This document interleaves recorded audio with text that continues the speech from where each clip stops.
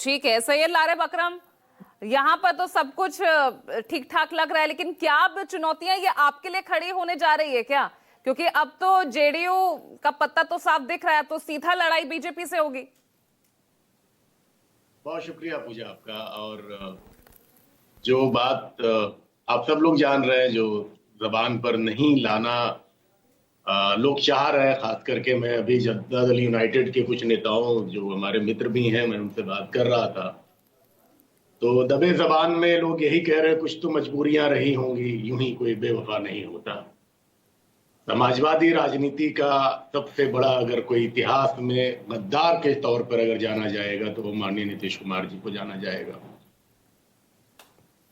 राष्ट्रीय जनता दल के लिए कोई चुनौती नहीं, हम तब भी जमीन पर संघर्ष कर रहे थे और अब भी जमीन पर संघर्ष करेंगे। बिहार और बिहार वासियों के लिए हमारी लड़ाई जारी रहेगी और हम लड़ते रहेंगे, चाहे ये लाख इलेक्शन कमीशन का, लाख मशीनरी का, प्रशासन शासन तंत्र का जितना दुरुपयोग कर ले।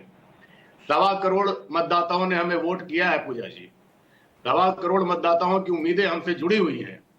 और जिस तरह से ये पूरी सेटिंग गेटिंग करके चुनाव लड़ा गया, उस दौरान हम लोग लगातार कह रहे थे कि मुख्यमंत्री जी का स्वास्थ्य का अपडेट नहीं है, इनका हेल्थ बुलेटिन जारी किया जाना चाहिए, मुख्यमंत्री जी कहां है, किसी को कुछ पता नहीं है। और अभी भाजपा के जो प्रवक्ता बड़ी बेशर्मी के साथ कह रहे थे कि उन्होंने तो अपनी मन की इच्छा खुद जाहिर की। अरे ये किसने जाहिर की, किसने ट्वीट किया, किसने डिक्टेट किया, ये तो पूरी दुनिया जानती है। कम से कम आज तो सच स्वीकार करिए कि भाई हमारा फितरत ये है, हमारा नेचर ये है और मैं इस नेचर का हूं। तो पार्टी को इतना स्वीकार करने में क्या दिक्कत आ रही है, मुझे ये समझ नहीं आ रहा। क्या वजह है?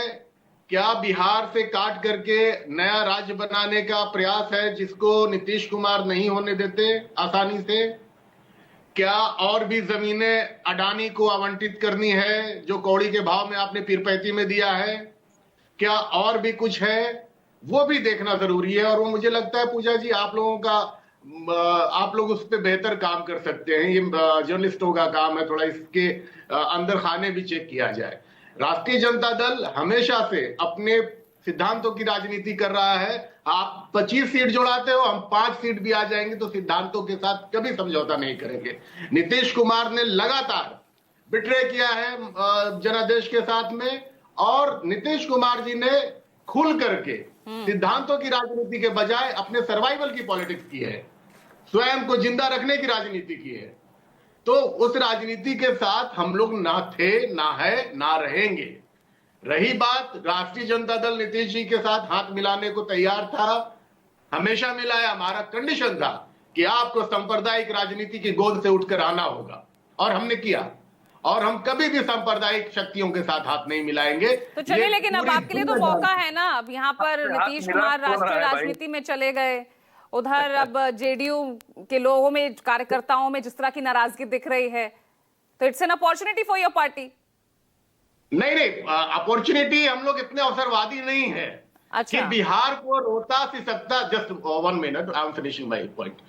बिहार को रोता सिसकता जिस तरह से उन्होंने छोड़ करके, और आप कह रहे राष्ट्रीय राजनीति में चले गए। अरे बिहार से निकाला हुआ, इसको निकाला कहते हैं, निपटाना कहते हैं। भारतीय जनता पार्टी की राजनीति है निपटाने की। आप देखिए इनके दिग्गज नेताओं को मध्य प्रदेश में क्या किया, निपटा दिया गया, क्योंकि कोई उनके बरस ना हो जाए। कोई जो रिकॉर्ड मैन है ना, जिनका रिकॉर्ड हर बात पे रिकॉर्ड बनता है, रिकॉर्ड ना टूट जाए। क्या किया इन्होंने? आप देखें उड़ीसा के अंदर में, ये हाथ मिलाकर गला काटने की राजनीति करते हैं। ये कुछ भी नहीं कर सकते, और इनको पूरी तरह से जनता जान रही है। ये एक्सपोज हो चुके हैं। बिहार में फोर्सफुल्ली जदयू के कार्यकर्ताओं को रोक रहे हैं ये लोग। बाढ़ मोकामा की तरफ से पटना की तरफ जो कार्यकर्ता आ रहे हैं, उनके